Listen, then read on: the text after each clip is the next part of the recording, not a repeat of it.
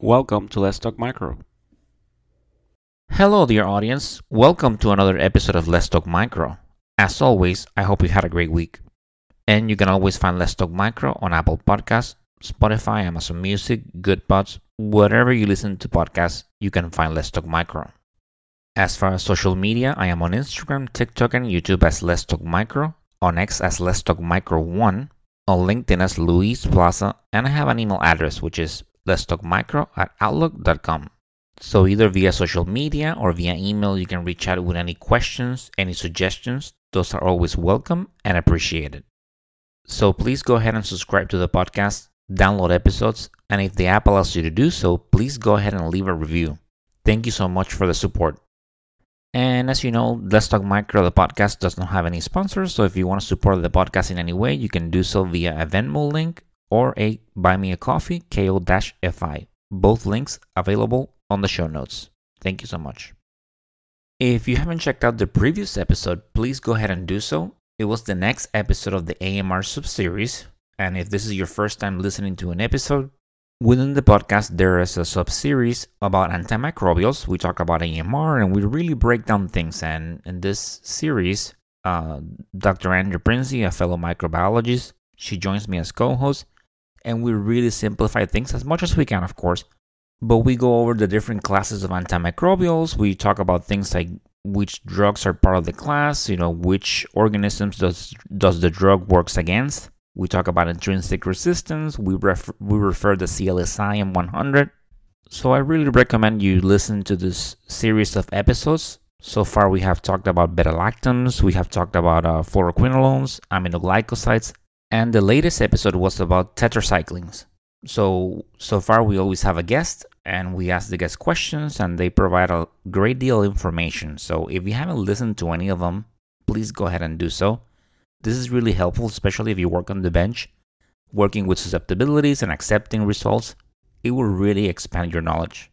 And of course, if you're looking to learn more about antibiotics, please check out www.learnantibiotics.com and the Learn Antibiotics book available on Amazon. These resources include cheat sheets, practice tests, games, and more, and they are being used by thousands of people worldwide and may be helpful for you or your colleagues. And these are great resources from Dr. Timothy Gauthier, a very passionate pharmacist. Well, today's episode is about the AR Isolate Bank from the CDC and FDA. And this is something that if you work in a lab and you have worked on some sort of project, you might be familiar with it. Perhaps you're working on some sort of test or you're trying to validate some susceptibility testing. And maybe you see that your manager or your director, they request some isolates from the CDC. And when you look at them, they have the designation AR. So that is where the isolates come from the AR Isolate Bank. So in the episode, I am joined by two guests. And I ask questions like, what is the AR Isolate Bank? What is the impact? What organisms can we find as part of this bank? What is the whole process? If you want some organisms, how do we go about ordering some? I asked if these isolates, if they are free of charge, if someone outside of the United States can have access to them. So overall, great information.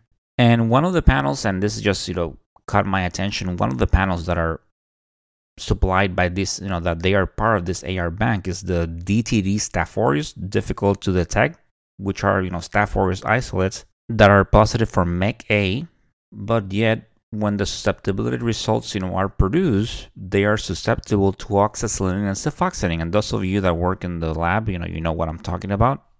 So typically, if you're performing some sort of molecular test and Staph aureus MEC-A is detected, when you do susceptibility testing, you should see resistant to oxacillin, which is, it's an indication that you have a methicillin-resistant Staphylococcus aureus. So sometimes, you have some discrepancies.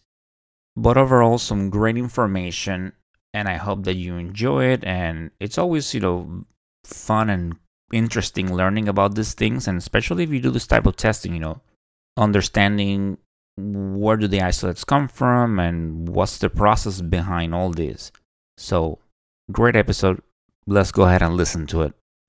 So those of you that work in the microbiology lab might sometimes, might be doing some sort of validation and microbiology, and you might have seen some isolates that they have the designation AR, and maybe you ask, and They said, yeah, they come from the AR Bank, from the CDC, which is Center for Disease Control and Prevention. So with me today, we're actually going to be talking about the Antimicrobial Resistant Isolate Bank from the CDC and FDA. So with me today, I have two guests, Maria Machado and Rocio Balbuena. Maria and Rocio, welcome to Let's Talk Micro. Thank you so much, Luis. Thank you so much for having us. Definitely a pleasure. So, for the audience, can you, so I already told them your name. Can you do maybe like a quick introduction about what you do in the CDC and anything else that you want to add? Sure, I can start. So my name is Maria Jose Machado. I am a microbiologist. A little bit about me, I started my career in the pharmaceutical industry back in Colombia. Then I took an interest in clinical and diagnostic microbiology shortly after I moved to the US, where I worked in clinical laboratories for about 6 years before moving to the Centers for Disease Control and Prevention, CDC, where I have been for about 9 years. I currently work in the clinical and environmental microbiology branch in the Division of Healthcare and Quality Promotion, and I lead the CDC and FDA Antimicrobial Resistance, or AR, Isolate Bank biorepository activity. And I also have, as you mentioned, my colleague Rocio with me, so I'll let her introduce herself. Thank you, Maria. Yeah, so my name is Rocio Balbuena, and I am a microbiologist as well. I first started my career in actually food microbiology, and after about 2 years, I was motivated to change my path to clinical and diagnostic microbiology. So I worked in clinical labs for about 3 years prior to joining the CDC in 2017. I currently serve as the deputy lead for the CDC and FDA Air Isolate Bank. Well, thank you once again, and definitely a pleasure having you both here. So let's start with some basics here. What is the AR Isolate Bank? Yeah, so the AR Isolate Bank exists to serve research and method development and validation efforts that advance scientific knowledge relevant to the fight against antimicrobial resistance, or AR. So the AR Bank uses a CDC's large collection of bacterial and fungal isolates to create and provide free of charge curated panels or set of isolates of microorganisms to help microbiologists, clinical laboratories, drug and diagnostic manufacturers, and researchers to join the fight to help combat AR. So the AR Isolate Banks offers the scientific community free access to high quality and well-characterized isolates and all their associated testing data. And this work ultimately increases the body of knowledge, improves patient care, and supports solutions to resistance organisms that threaten the public health. Excellent. So why did the CDC feel it was necessary to have the AR Isolate Bank? Yeah, well, as you know, or as if you may not know, AR is one of the world's most urgent public health problems. And this usually occurs when microorganisms like bacteria and fungi develop the ability to survive the drugs that were designed to kill them, and so therefore they're able to continue growing and cause disease. The infections from these resistant organisms can be difficult and sometimes, impossible to treat. So AR has the potential to affect people at any stage of life, and it poses a significant threat, in many industries, including healthcare, veterinary, and the agricultural industries. So just to provide some numbers, according to CDC's 2019 AR threats report, more than 2.8 million antimicrobial resistant infections occur in the US each year. This leads to more than 35,000 people dying as a result. And so in March of 2015, the White House released the National Action Plan to combat antibiotic-resistant bacteria, also known as the CARB Initiative, where it presented coordinated strategic goals to accelerate the US government's response to AR and improve the health of all Americans. Actually, Maria can tell us more about the CARB Initiative. Sure. Thank you, Ricio. So one objective under the CARB initiative called for establishing a specimen repository of resistant strains to promote the development and evaluation of diagnostic tests and treatments to slow the spread of AR. And as a result, CDC, in collaboration with the FDA, joined forces to launch the AR Isolate Bank in July of 2015. So the AR Isolate Bank is pretty much a biorepository that makes available specially curated collections of isolates carrying emerging resistance threats to be used in support of efforts, to combat AR. And this is all part of CDC's efforts to lead the US public health response to combat antimicrobial resistance by investing in national infrastructure to detect, to respond, contain, and prevent resistant infections across healthcare settings, communities, the food supply, and overall the environment. Well, thank you for that. And so definitely this is something, right, that over the years is I mean, like the isolate numbers have continued to grow on the AR bank as a whole. Maybe can you talk more about that? How has it grown over the years? Yeah, sure, certainly. So let me just tell you that the Air Isolate Bank has grown tremendously over the years. When it first initially launched back in 2015, there were just three isolate panels, which consisted of about 164 isolates. And, as of May 2024, we have grown to now include 33 panels and we have 1,032 isolates. So I just want to give you some context. That's over 5,000 orders processed, and we have over 3,000 registered users.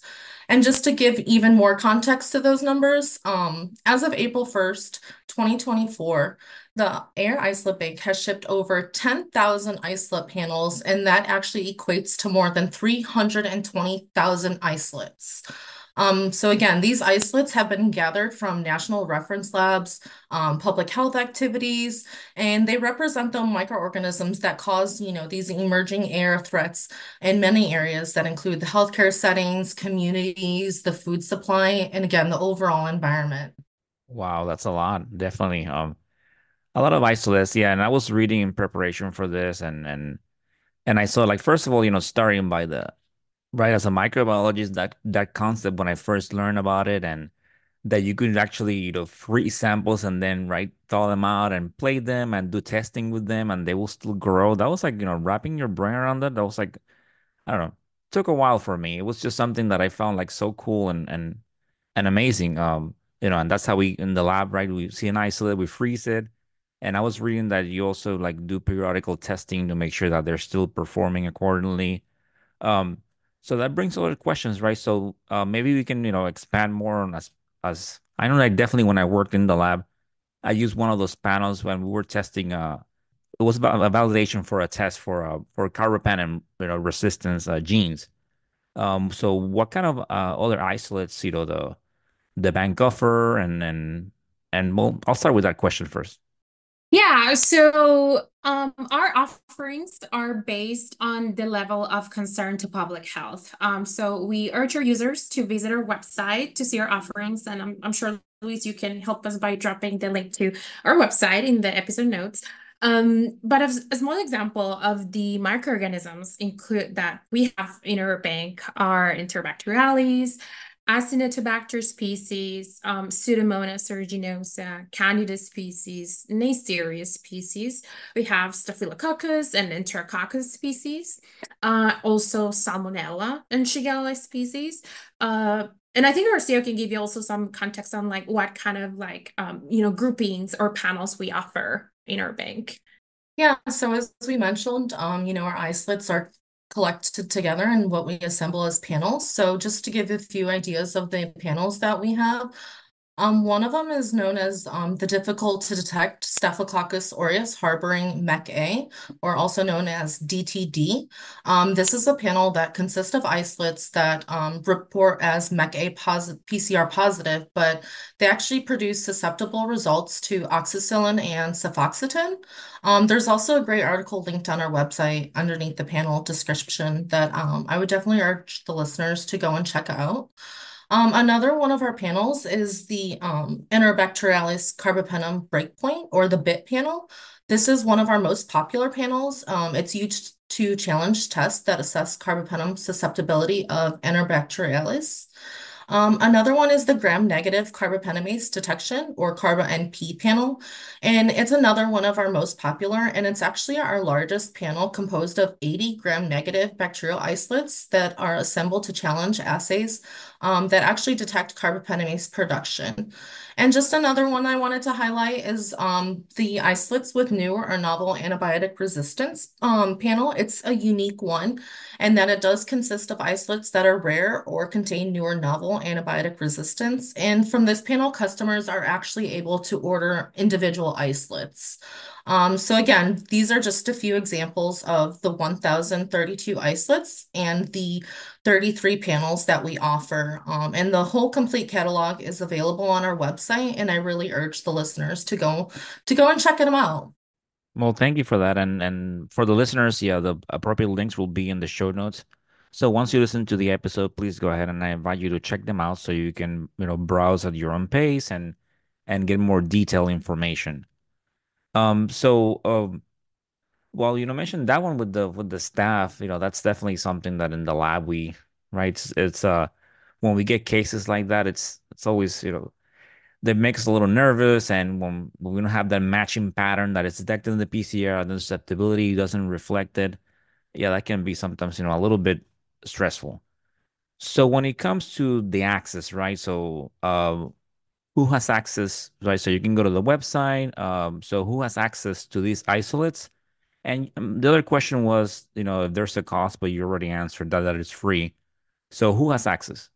Yeah, so any group or individual at a appropriate biosafety facility of two can access these isolates if they're going to use them for non-commercial uses or research and validation studies.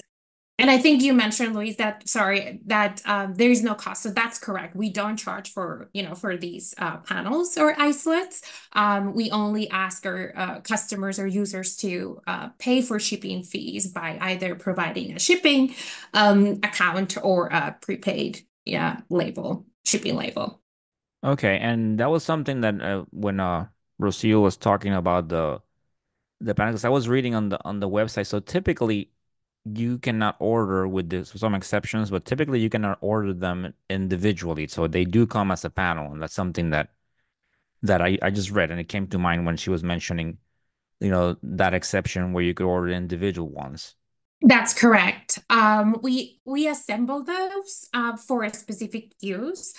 Usually, when you're doing the testing in the laboratory, you'll need more than a single isolate. So they're specifically created for like different uses, depending on again the different antibiotics or antimicrobials that the laboratory will like to validate. Yes, correct. Yeah, depending on the validation, you do need, many different samples, and depending on what you're testing, yes, you want a variety. So you want to make sure that you test as many isolates as you can, and well varied ones. So definitely, as we're talking about what the AR bank is, and we mentioned things like antimicrobial resistance. So I just want to ask, so what has been the AR isolate bank's impact? Yeah, I can speak to that. So AR Bank has strengthened diagnostics through education, and a recent example of these is the creation of the 2023 Breakpoint Implementation Toolkit, or also known as the 2023 BIT, that was created by the CLSI Ad Hoc Breakpoint Implementation Working Group. So this group consisted of 7 additional volunteers from public health, industry, academia, and healthcare sectors, including members representing the Association of Public Health Laboratories, the American Society for Microbiology, the College of American Pathologists, and the private sector. And so this group set out to demystify the process of updating breakpoints by offering accessible tools and expert guidance. The tools included 4 diverse panels of 129 bacterial isolates from the AR Isolate Bank. And these panels target the most clinically urgent breakpoint updates, such as those for carbapenems, cephalosporins, fluoroquinolones, and aminoglycoside.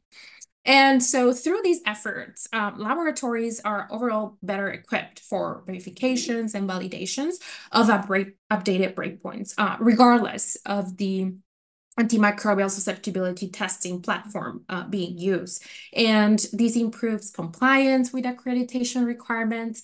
It helps ensure updated breakpoints are quickly put into use in clinical and public health laboratories, which at the end will protect patients, will aid in timely containment of antimicrobial resistant threats, and preserve those last line antimicrobials. I can also speak on other ways to that the AR Isolate Bank has impacted the scientific community, and that is by informing research and development of antimicrobial drugs and diagnostic tests, and that is by performing testing to ensure drug effectiveness and challenge the test performance. And an example of this type of impact was actually featured in episode 129 of your podcast, Let's Talk Micro, which covered a study that was performed to evaluate the Sensititer GN7F panel for AST or antimicrobial susceptibility testing using AR Bank isolates. Have also been used to support FDA pre-market notification application of diagnostic tests. So those are, those applications that diagnostic manufacturers submit to FDA for approval of their device. Okay. Yeah, and definitely for the listeners, if you haven't checked out episode 129, please go ahead and do so. Great information, great content there. Thank you for actually referring to that episode. I appreciate that. And definitely, before I move on to the next question, it's always great when people try to make things easier. And you mentioned the breakpoints toolkit when I was preparing for an episode, and I went over it. Great document and things like this. You have your panel of isolates, and it makes things easier. There's so much information, so many things to do, so it's always nice when things are a little bit easier. So right, so then as far as if we want to access the isolate bank and we want to, let's say, order one of these panels, then it just is going to the website and then going through the steps and placing the order. Is there anything else to this? Yeah, so the AR Isolate Bank has a website, and that is www.cdc.gov/AR Isolate Bank, but it will be on the notes, where users can browse our offerings and place an order for panels. And this process is fully explained there for the users and customers. But at a glance, I can tell you that to place an order, you have to first create an account and register on the website. And you must be connected to an institution or organization and provide your organization's contact and shipping information. So after that, accounts will be reviewed and either approved or rejected. And I do want to note that CDC does not directly or indirectly endorse any institution by approving an account or an order. But now with that registered account, you can place an order for panels by searching the online inventory on our website, make your selection, and answer a few questions on how the panels will be used to complete the order.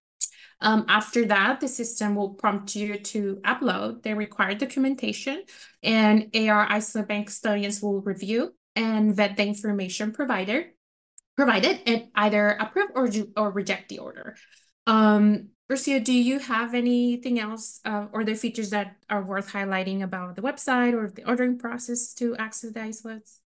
Yeah, actually, I do, Maria. I wanted to, mention that CDC does provide email notifications on the status of any order that's placed as it moves along through the process. And at any time, if the users are eager, they can log in and check the status of their order. And also customers can expect their orders to ship usually within 10 business days of being approved. But just also wanted to mention that they may be delayed to a high demand, and this often affects our current stock levels. But just don't fret that if there's ever a panel that a customer wishes to order that's out of stock, that user can simply click on the notify me when available button, and then an automated email will actually be sent to the customer once the panel is put back in stock on the website. Okay. I don't know, just and this is just out of curiosity because so then like if you're out of stock, I don't know maybe if you can answer this or not, but if so then how do you proceed to replenish the stock? Like you just like screening for isolates and then finding that particular time and then you add it, or I'm just curious. Yeah, sure. So we continually restock our panels. This is based on inventory levels and the high demand, and they undergo characterization. So I'll pass it on to Rocio. She can like actually explain the whole characterization process and back end. Yeah, thank you, Maria. So, prior to, our isolates being deposited into the bank and actually being distributed to the customers, they do actually go through extensive isolate characterization. So some of that includes species identification by performing the matrix-assisted laser desorption ionization time of flight mass spectrometry, or I know many know it as the MALDI-TOF MS, or through 16S rRNA gene sequencing. Also, additionally, whole genome sequencing and sometimes polymerase chain reaction is performed to um, tell us, the strain typing or for AR gene detection. After, they've been sequenced, the sequence data is then uploaded to the National Center for Biotechnology Information, where the users can then access the isolate genome for their own analysis. Also, one important feature is that there's reference broth microdeletion or agar dilution. There's performed on these isolates to obtain minimum inhibitory concentration for AST testing. This is done in accordance with the Clinical and Laboratory Standards Institute, or many of us know it as CLSI. So as I mentioned, after these isolates have gone through characterization, the aliquots are then prepared. They are frozen down at ultra low temperatures, and then they undergo, this extensive quality control testing. And I do want to mention that every time we do restock a panel, or like I said, deposit isolates into the bank, they do go, undergo this reoccurring quality control testing to make sure, they keep their features. All right, thank you for that. I appreciate it. And on a side note here, they definitely and they do last for a long time. Like I mean, I think some of those that sometimes like in my lab, and we keep some frozen, and we have done some testing after years, and they still kind of have the whatever like the organism we got it for, like for like a gene or resist some specific resistance. So they last a long time. Um, is this service available in the United States only? I mean, as we're globally, a lot of these tests, we use them all over the world, and this is a global problem, antimicrobial resistance.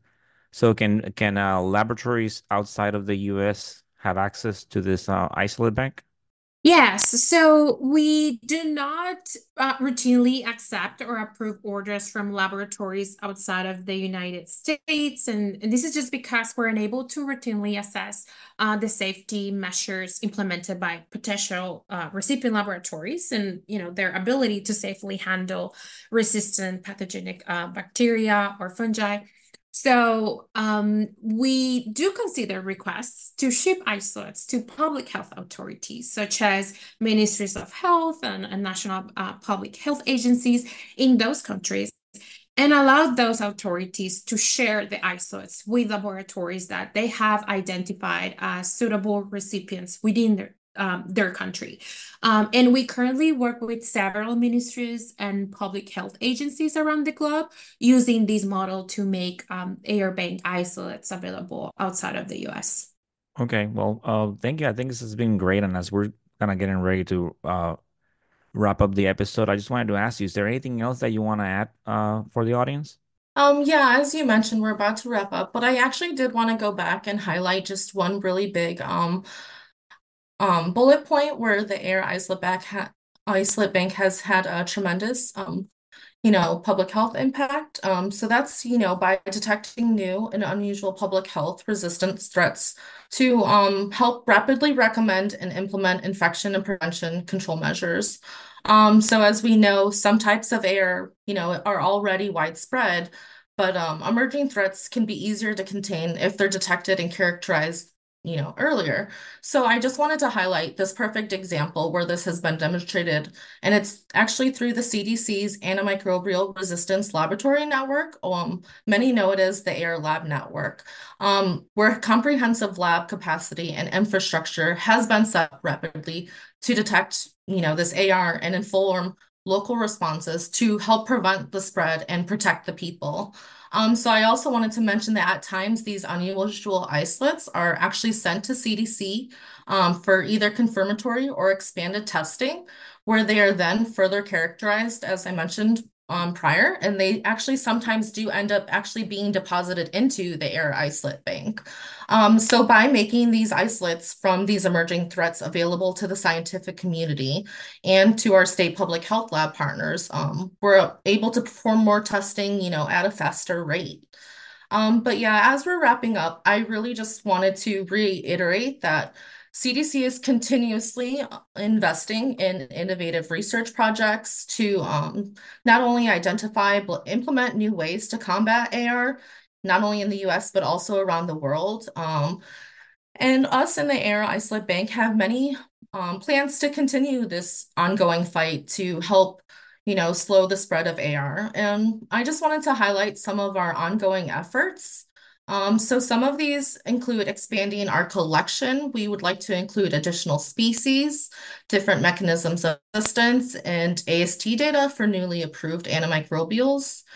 We also hope to modernize our website, and we want to provide better searching and ordering capabilities for our users. We're also in the process of creating educational content for our users, such as videos explaining how the AIR Isolate Bank isolates can be used within, using the CLSI Breakpoint Implementation Toolkit that Maria told us about earlier, which can also be found on the CLSI website.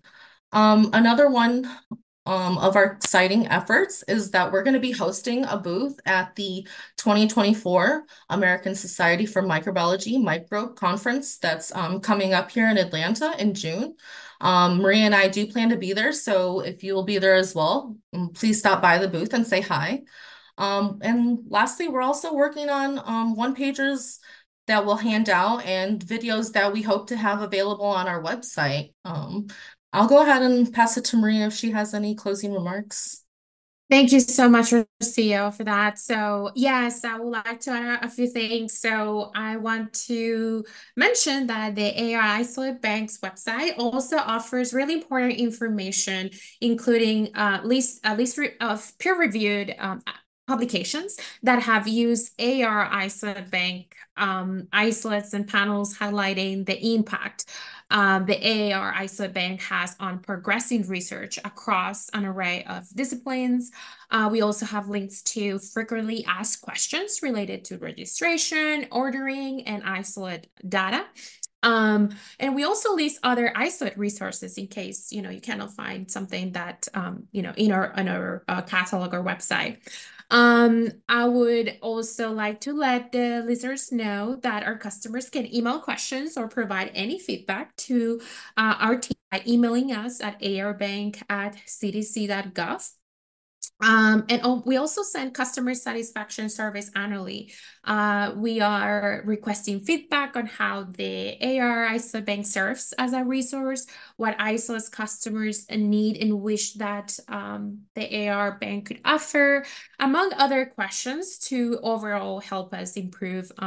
And this feedback from our users is routinely evaluated by the team and is one of the primary factors that has influenced the expansion of our isolate offerings and improvements to our website and our processes. Lastly, I want to thank you, Luis, so much for hosting us. We hope that our listeners were able to learn about the AR Isolate Bank and hopefully use these resources to help us slow the spread of AR, protect people, and save lives. Definitely a pleasure.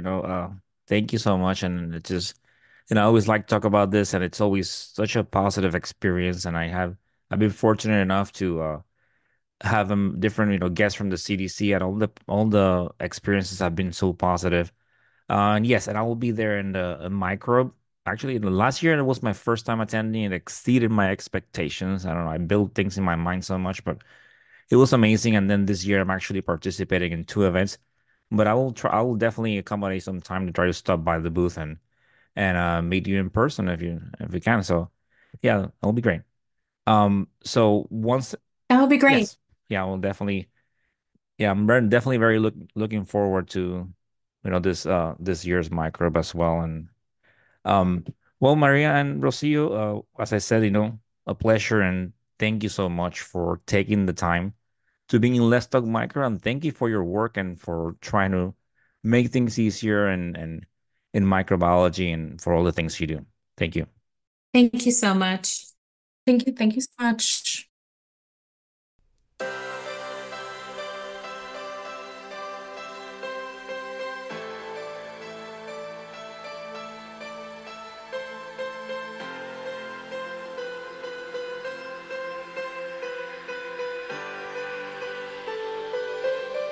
And that, my dear audience, it's the end of this episode. I hope you enjoy learning about the CDC's AR Isolate Bank. As always, I enjoy sharing this information with you. As always, stay tuned. Great information, great things coming your way. Check out the AMR series. And shout out to the CDC. They're always so great, agreeing with requests for episodes and being so quick about it. So, thank you so much. And if you are going to ASM Microbe this year in Atlanta, I hope to see you there. I'll be participating in two events. More information on that to follow, but I hope to meet you. If you see me, if you recognize me, stop and say hi. Looking forward to meeting you. And you are in for a treat. I think ASM Microbe is a great event. So, continue bringing that passion to what you do. It's so important. You do such great work. So, as always, stay motivated, stay safe, and of course, continue talking micro. Until the next time. Bye.